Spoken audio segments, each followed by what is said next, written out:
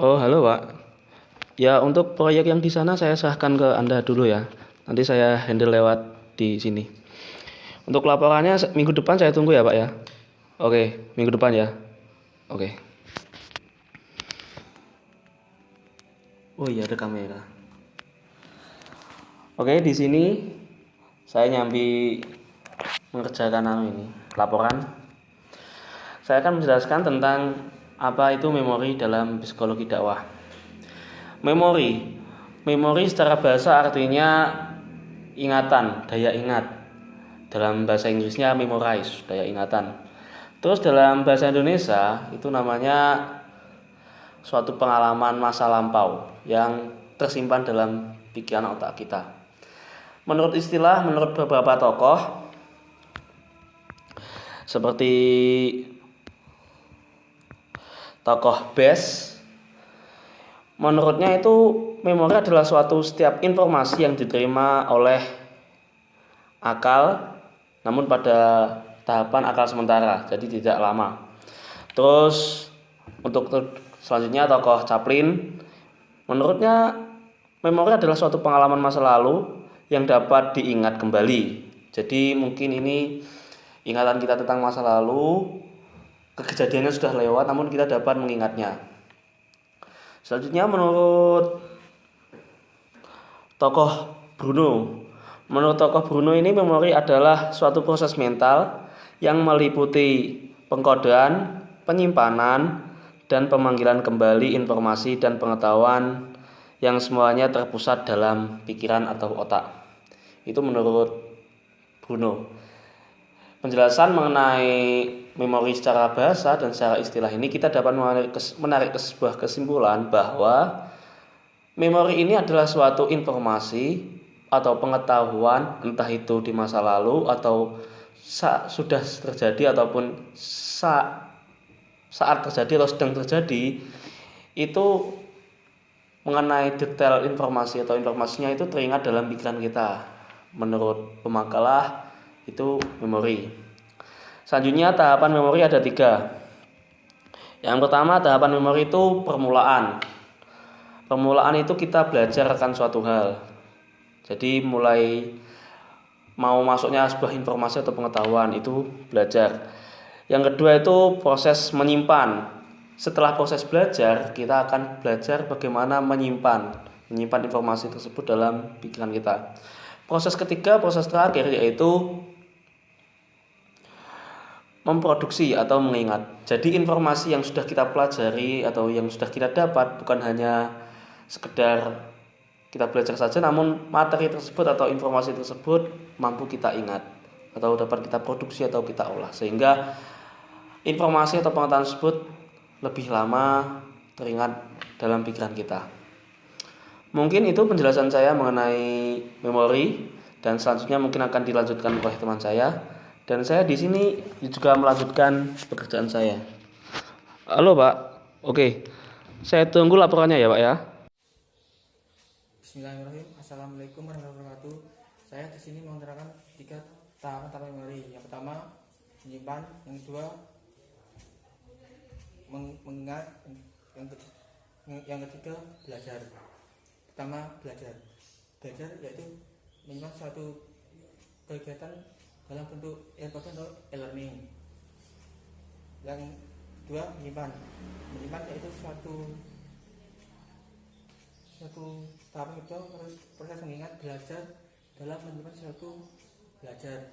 Yang ketiga mengingat atau memproduksi juga untuk membangun dan mengelola kembali informasi dalam suatu kegiatan. Sekian dari saya. Assalamualaikum warahmatullahi wabarakatuh. Di sini saya Randy Gentama, saya akan menjelaskan tentang sistem ingatan. Sistem ingatan. Definisi sistem ingatan menurut Kamus Lengkap Psikologi adalah fungsi yang terlibat dalam mengenang dan mengalami lagi pengalaman masa lalu. Daya ingat merupakan kemampuan seseorang untuk memanggil kembali informasi yang telah dipelajarinya dan yang telah disimpan dalam otaknya. Dan daya ingat seseorang itu tidak terlepas dari kemampuan otaknya untuk menyimpan informasi. Dalam otak disimpan disebut memori. Model-model memori ada 4 model, yaitu yang pertama, suatu model yang mengemukakan bahwa adanya pemisah gudang memori untuk jenis-jenis memori yang berbeda. Yang kedua adalah bahwa jenis pemroses memori yang mendalam dan penuh arti mengarah pada retensi yang lebih permanen daripada pemrosesan memori yang dangkal. Yang ketiga, sematik, yaitu memori yang menyimpan informasi tentang kapan peristiwa itu terjadi dan tentang hubungan antara kejadian. Yang keempat, memori pengetahuan tentang dunia yang diorganisasikan dan mengerjakan stimulus dan suatu respon yang baik. Tingkatan memori.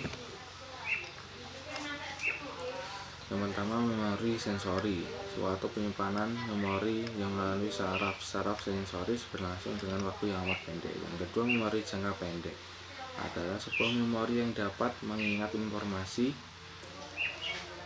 hanya untuk beberapa saat atau hanya untuk sementara dalam beberapa jam, kemudian kita sulit untuk mengingatnya kembali.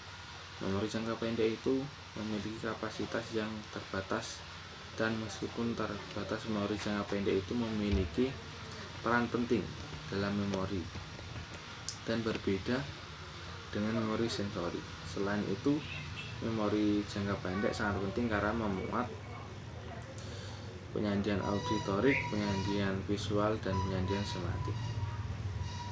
Setelah itu, memori jangka panjang adalah sebuah sistem memori yang pembelajarannya menyimpan pengetahuan, keyakinan umum mereka tentang dunia yang telah dipelajari di sekolah maupun di lingkungan mereka, dan ingatan mereka akan sebuah peristiwa yang terjadi pada anak tersebut. Memori jangka pendek adalah sebuah sistem yang menyimpan berbagai hal dan memiliki sistem yang sangat menghubungkan dengan memori jangka panjang adalah memori yang sudah tersimpan menyeluruh dalam otak manusia dan bisa disebut hard file atau penyimpanan pengalaman yang telah berlalu dan penyimpanan yang sangat bagus dalam otak manusia itu.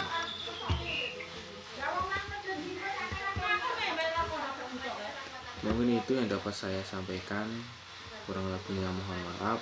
Assalamualaikum warahmatullahi wabarakatuh. Kapasitas yang terbatas, dan meskipun terbatas, memori jangka pendek itu memiliki peran penting dalam memori dan berbeda dengan memori sensori. Selain itu, memori jangka pendek sangat penting karena memuat penyandian auditorik, penyandian visual, dan penyandian sematik. Setelah itu, memori jangka panjang adalah sebuah sistem memori yang pembelajarannya menyimpan pengetahuan, keyakinan umum mereka tentang dunia yang telah dipelajari di sekolah maupun di lingkungan mereka, dan ingatan mereka akan sebuah peristiwa yang terjadi pada anak tersebut. Memori jangka pendek adalah sebuah sistem yang menyimpan berbagai hal dan memiliki sistem yang sangat menghubungkan dengan memori jangka panjang adalah memori yang sudah tersimpan menyeluruh dalam otak manusia dan bisa disebut hard file atau penyimpanan pengalaman yang telah berlalu dan penyimpanan yang sangat bagus dalam otak manusia itu.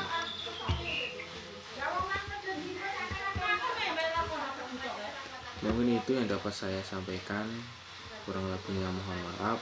Assalamualaikum warahmatullahi wabarakatuh.